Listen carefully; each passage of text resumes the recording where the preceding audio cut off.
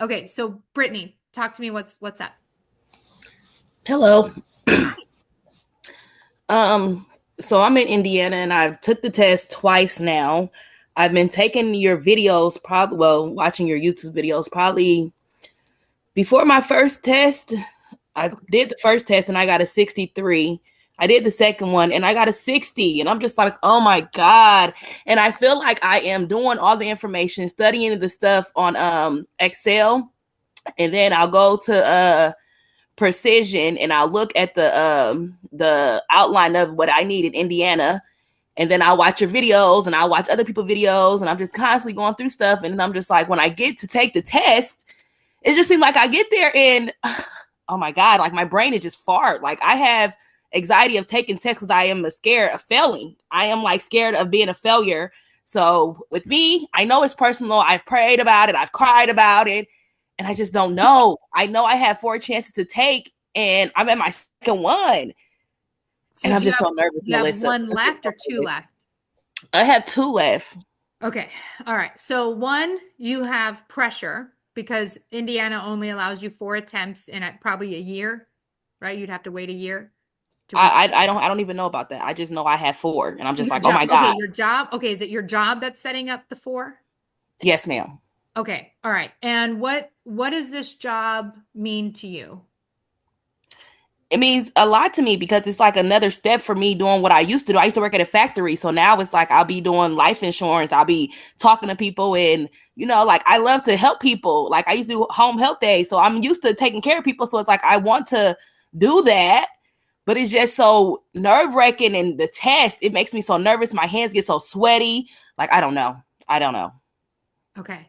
Okay, so you want this job. It's going to put you back into something that you're familiar with. It's going to get you out of the factory so it feels amazing. But you have this pressure on yourself to be able to pull off the pass. And do you feel like there's any external people or external situations that are implying extra pressure here, or is this just you? Well, I recently just had a foot surgery. I had a tear on my Achilles, so that's a part of it. Before I got started working at the life insurance, I was doing another job and I got scammed out of that job. So it's just like a whole bunch of personal stuff on top of trying to take this test. Okay. Oh, Melissa, I don't know. I need a fairy tale. Like I need a blessing like now. Okay. Well, I mean, I can give you a blessing. We can dig and find out, but I can also just give you a blessing if you want. I need both. Okay. So what does feel a failure? What does it mean to fail? Just me like to fail. Like I don't know. Like to give it my all into practice and then to know that I failed is just so heart wrenching and draining. Like, I don't know. Felt like I didn't, I don't know, like a failure. When did you first feel failure in your life? Probably as a kid. Do you remember the situation? Mm, no, not really. Probably just not being up to par with everybody else that I was hanging around, or you know what I mean, being around them, like looking at them and saying why I don't have this or why I can't do that, or So probably just taking a part of me right now. Okay. Why, when you see fail on the test, does that mean you're a failure? No, it doesn't mean I'm a failure. It just means that I have to try harder.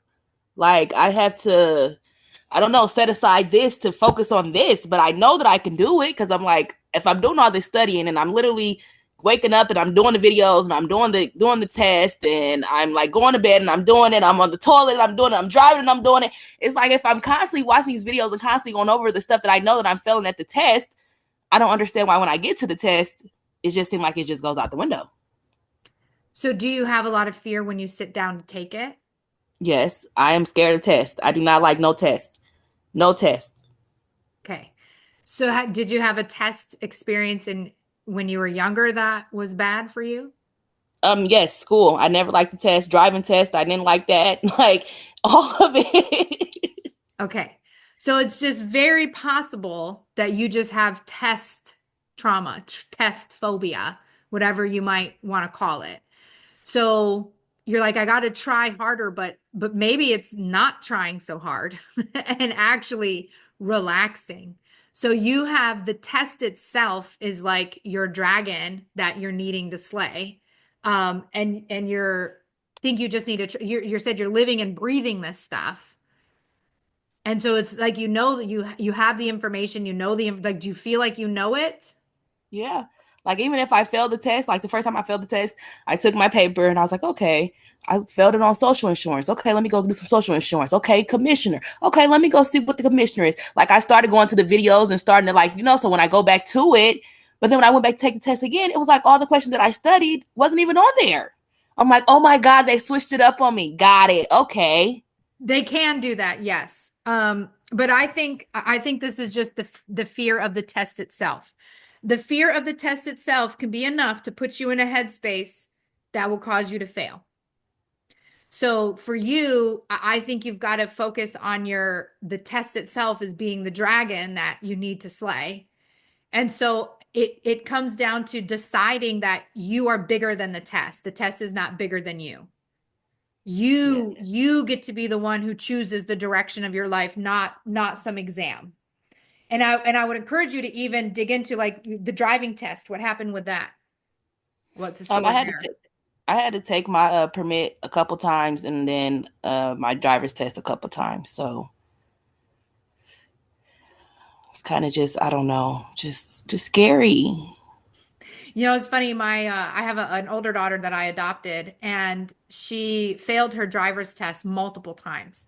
But in Arizona, when you paid to take it, you got like 4 attempts or something, and so you just come back with your receipt or whatever, and you can take it again. And one day I had to go to the DMV to take care of stuff, and we were there, and I'm like, "Hey, you have another attempt. You might as well take it." And she's like, "I haven't studied in a while." I'm like, "I know. Like there'd be no pressure. Just go and take it, see what happens." She fucking passed. And That's she good. hadn't cracked the book open in a while. So for her, it was the pressure of the test prevented her from being able to pass. So I feel like that could be what it is for you because you just said no test. I don't like no test. I don't want no test. I've had bad experience with tests. I don't want a test. So you're sitting here admitting this. I hate tests. I hate tests. When you have to take a big test. So then you go to take the big test and the test is like, well, you hate me. I hate you. Fail. Yes. Oh my Lord, Melissa. So you need to start emitting something else. You've got to switch your mindset and your frequency. So this could require some meditation, this could require the breathing exercise, but ultimately this comes down to you need to decide that you're bigger than the test. You need to decide that there is no test that you can't pass. And you need to own that. And you need to say, this is what I want. This is what I'm going after.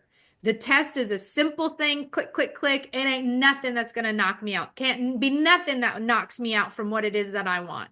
And I don't know if you heard the earlier conversation I had, but leaders are bridges and bridges are tested. Life is a test itself. And this is an opportunity for you to decide. Like, do you have kids? Yes, ma'am.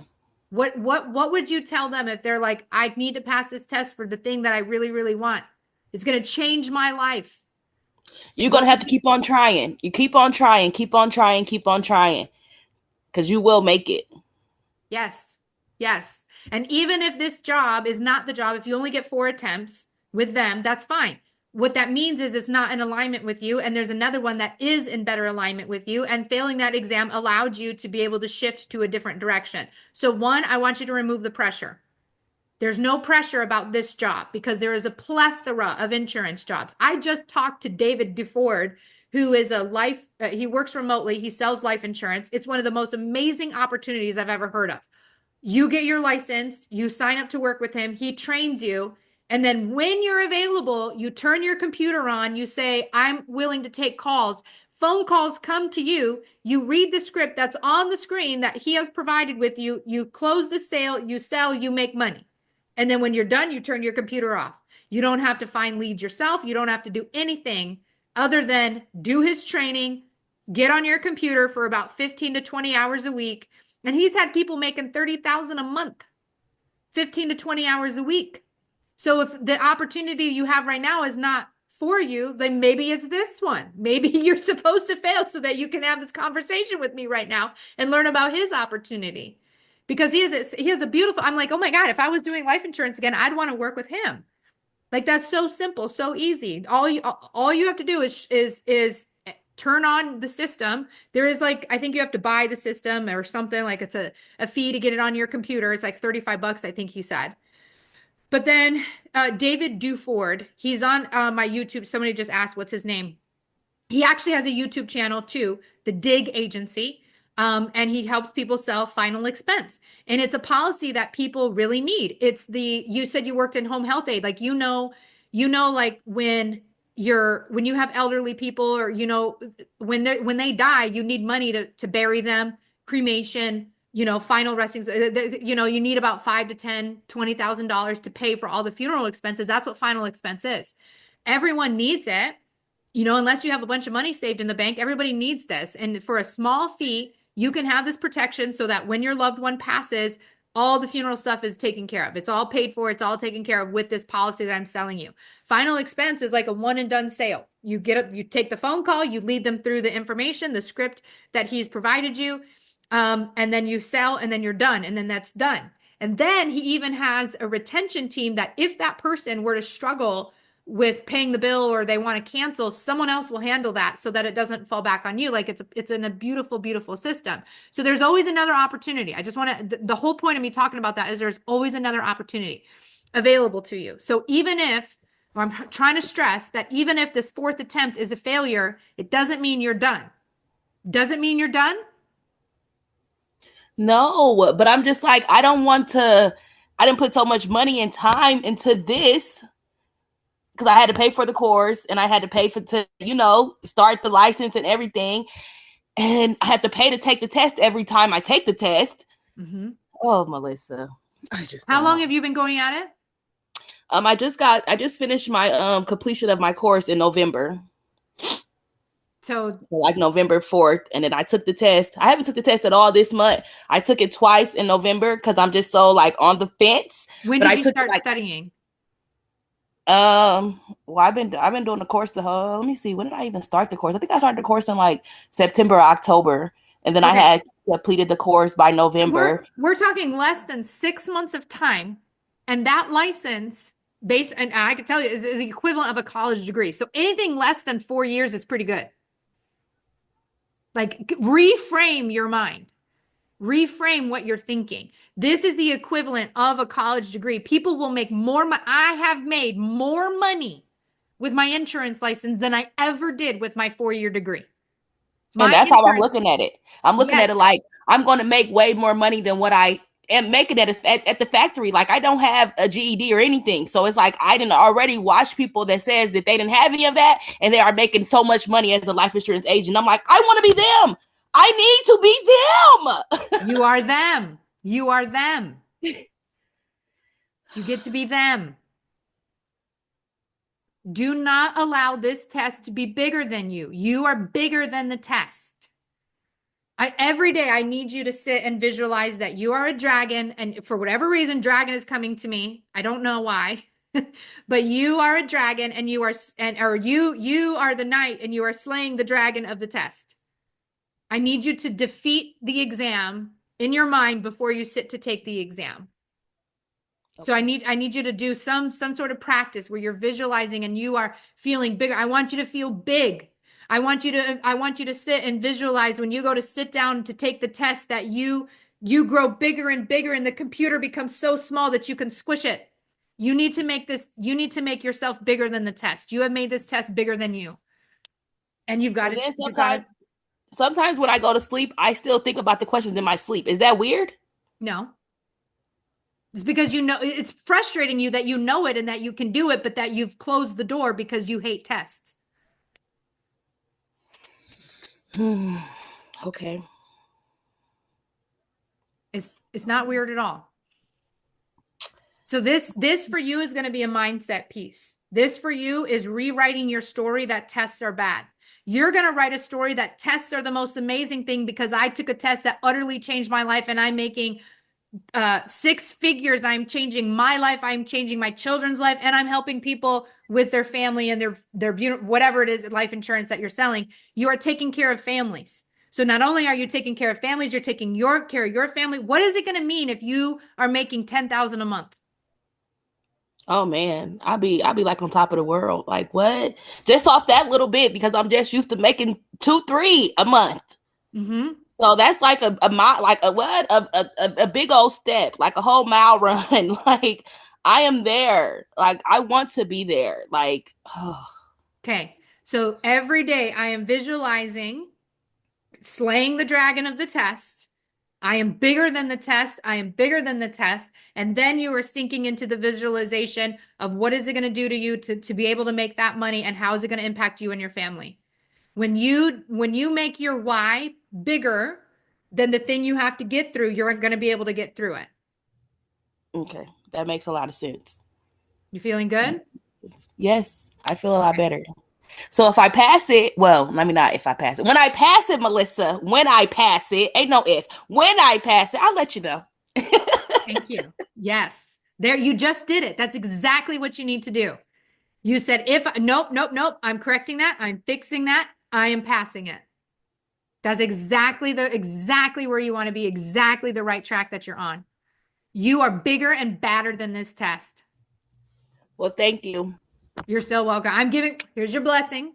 I'm sending you all the loves and vibes to pass the exam. I have faith in you. I have trust in you. I am giving you the answers that you need. I am giving you the courage and the momentum and the energy that you need. I am filling you up. I want you to receive that. And I want you to be the big ass dragon slayer. And I want you to pass that exam. And I want you to sell life insurance. And I want you to change your entire family future. You ready? Yep. Got it. Good. Thank you.